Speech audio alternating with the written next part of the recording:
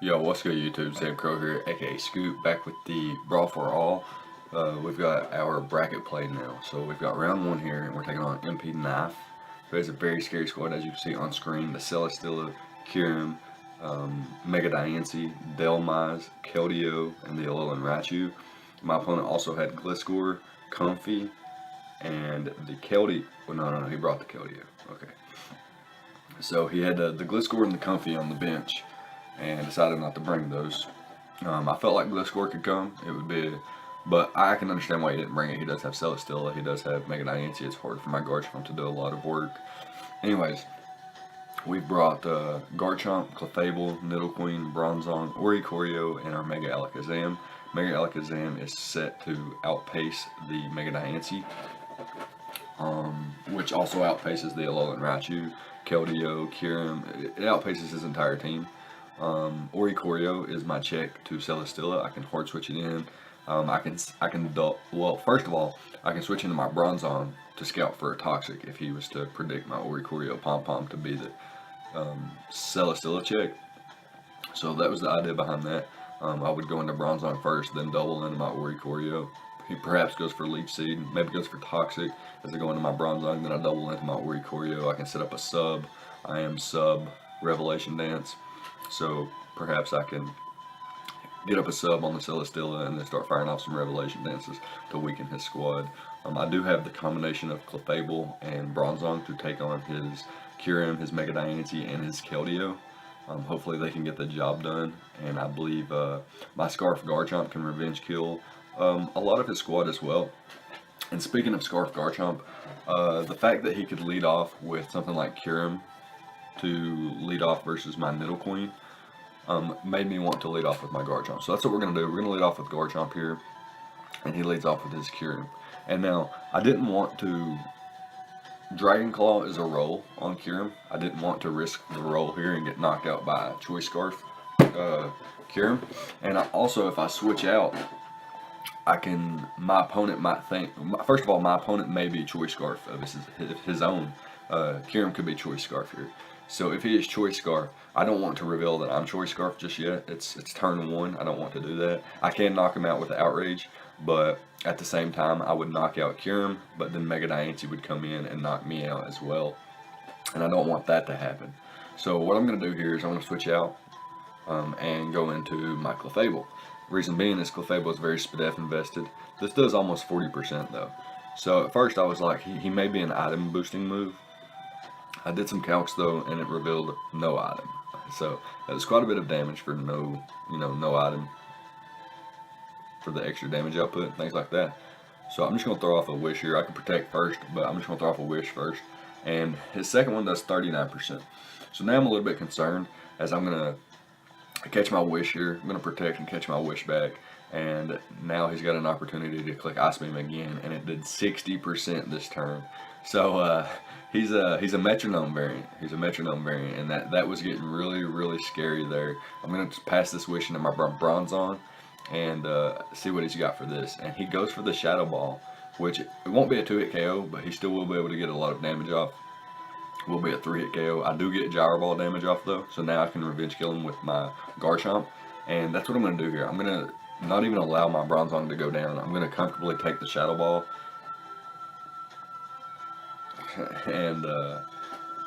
And well, not comfortably, it does almost half, and I'm going to bring in my Garchomp here, and I'm going to click Dragon Claw this turn. He does go into his Celestilla though, opting to save his Kirim, which is a fine play as well. Here I'm going to hard switch out into my Nidoqueen, see what he wants to do. He goes straight for the Lead Seed. On this turn, I could just double out into my Oricorio, and that's exactly what I'm going to do as he goes for the Protect there. No reason to get, me lose HP and him gain health or anything like that. So I'm going to click Sub here as he brings in his Alolan Raichu, and I can get some nice damage off on this. I don't necessarily want to...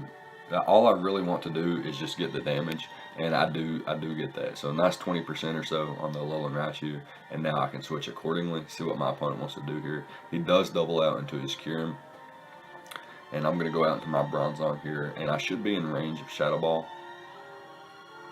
Yeah, and he does knock me out with the Shadow Ball, so that's good on his part. I'm going to go out into my Mega Alakazam because I can revenge kill this thing pretty easily.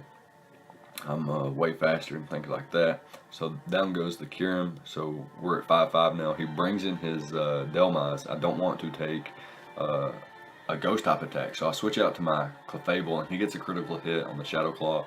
I'm not sure if that mattered. It depends on his set. But down goes my Clefable. I bring in Oricorio, and he has to switch fearing the Hurricane. So he goes into his Mega Diancie as I set up a sub, and I'm able to click Revelation Dance and get some nice damage off. He doesn't Mega Evolve because he takes hits a whole lot better in his regular form, and I can understand that. That was a good play in my opinion. He goes for the Diamond Storm though. I hard switch in my Nidoqueen, and it kind of bounces off. I'm going to switch into my Mega Alakazam here on the Earth Power, and I'm going to predict his Celesteela to come in here, and I'm just going to click the Psychic. I didn't really have any coverage to hit this thing with, so just going for Psychic was the best play. And I'm going to recover up as I do have the Magic Bounce. Unfortunately, my opponent, I guess, didn't notice that I traced his Magic Bounce, and he went for the Leech Seed, and it did bounce back, but unfortunately it missed, which could have been crucial. It would have put him at a point. Okay, we'll talk about that later, but that could have put him at a point where it would have been a whole lot better for me. So let's just go right into our Oricorio here, take the Heavy Slam pretty comfortably. We can roost up at this point, see what our opponent wants to do. He does hard switch into his Alolan Raichu again, and we're going to get some more chip damage off with the Revelation Dance instead of roosting up. It was our best play in my opinion. I felt like we could hard switch out into our Mega Alakazam on this play. He does go for the Volt Switch though, so that's a nice play on him. Goes out into his Delmise, and now we're kind of forced to take a lot of damage on something else. We're going to go out to our Nidoqueen. We do get critical hit there. A little bit unfortunate that those Shadow Claws keep hitting for a critical hit, but it is what it is. We go for the Flamethrower here. Our opponent switches into Keldeo, knocks us out with the Secret Sword, and now we can bring back in our Oricorio. Our opponent goes for the, I didn't know if my opponent was Scarf, and I wanted to get health back on my Oricorio. I guess my best play, just so you guys know what your best play would have been in this situation, my best play would have been to go into Mega Alakazam and click Psychic again. That was by far the best play, as he was locked in the Secret Sword if he was Scarf, so he couldn't do much damage to me. Psychic 100% knocks out, things like that. I guess he could have called my Recover, which I wouldn't have recovered because it wouldn't have been a good play in my opinion, as I could have get more chip damage on the Celesteela, and that's the most important thing right now, is getting chip on those mons, or eliminating Celesteela and then using Garchomp to use Scarf Earthquake to come through in the late game.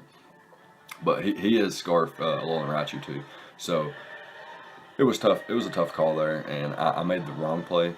My play should have went, Mega Alakazam immediately. I'm just going to go into that now, click Psychic. This is what I should have did. I would have had Oricorio to hard switch into Celesteela on the following turn. Now I have to hard switch into my Garchomp. But first what I'm going to do is recover up, predicting his Leech Seed. And now he's going to click Protect or Heavy Slam or something. I'm just going to Encore him into Leech Seed. And now what I can do is start to fire off some Shadow Balls, get a little bit of chip damage off on the Celesteela as he's locked in the Leech Seed. I know he's getting the leftovers back, he's getting the Leech Seed back, but as you can see, it's doing a total of 8% at the end cost there. He does sack off his Mega Diancie, I guess, to avoid Leech Seed damage and being encored into that. I'm going to hard switch into my Garchomp here as he goes for the Heavy Slam, get some nice rough skin damage off, and he's not quite in range of Fire Fang. I do go for it. And after leftovers here, my opponent is able to get into range. Like right now, with a Spadef raise, he is not in range of Shadow Ball at this point, and my opponent can also click Protect here. But like I mentioned earlier, there was a Magic Bounce. He went for a Leech Seed on my Magic Bounce Mega Alakazam, and the Leech Seed missed my opponent.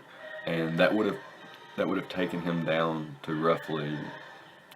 Had that happened, had the Leech Seed landed on the Celesteela earlier when it was bounced back at him, he would be at roughly 15 to 18% right now, and he would get back to about 21%, and I would not have needed this crit.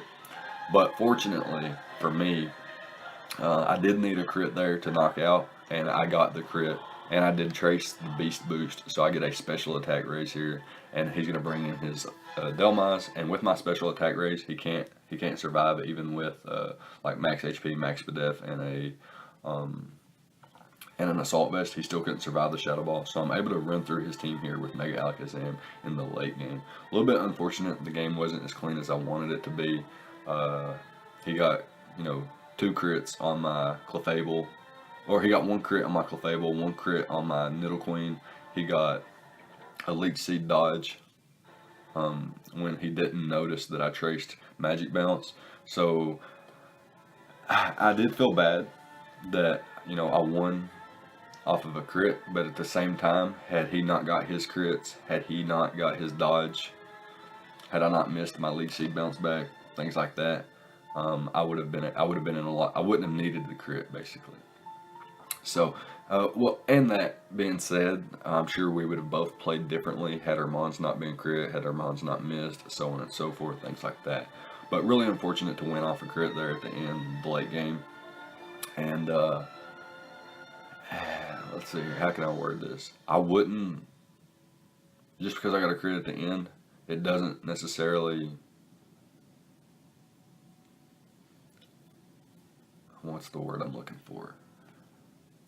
I wouldn't, let my opponent get this win because I got a crit. My opponent did get 2 crits and he missed, or I missed a Leech Seed that was bounced back, so I'm okay with that. Had it been a clean game until the crit though, normally if it was a league, if it was a playoffs or something, I would offer a restart, but this is a tournament for a cash prize, so I can't do that. I have to keep winning at all cost and things like that. But yeah, it's gonna be a good game to MP Knife and his squad. A very powerful squad it was. But Mega Alakazam just too strong. But yeah, let me know what you guys thought about the prep and the plays on both sides of the field. Leave a like, comment, and subscribe. I'll have round 2 up as soon as possible. Maybe 2 or 3 days, couple weeks, not a couple weeks, but 2 or 3 days or a week or so after this upload, we'll have round 2 up as well. And then the tournament's still ongoing. I won't discuss, what's going on with it. Don't want to give any spoilers out or anything like that. And hopefully I can catch some of the games live that are going on. Some of the higher caliber players that are playing in this tournament. Like, I don't know MP Knife. No disrespect, but I didn't know him. There are some players like Jack and Jake and L5 and iPro. Lots of cool players left in the tournament and things like that. And those are some, more well-known names in the Draft League community. Or maybe I'm just oblivious to the fact that MP Knife is a well-known player. I don't know. But yeah, that's going to be it. Let me know what you guys think. Leave a like, comment, and subscribe, all the good stuff. And I'll see you guys next time. Thank you for watching.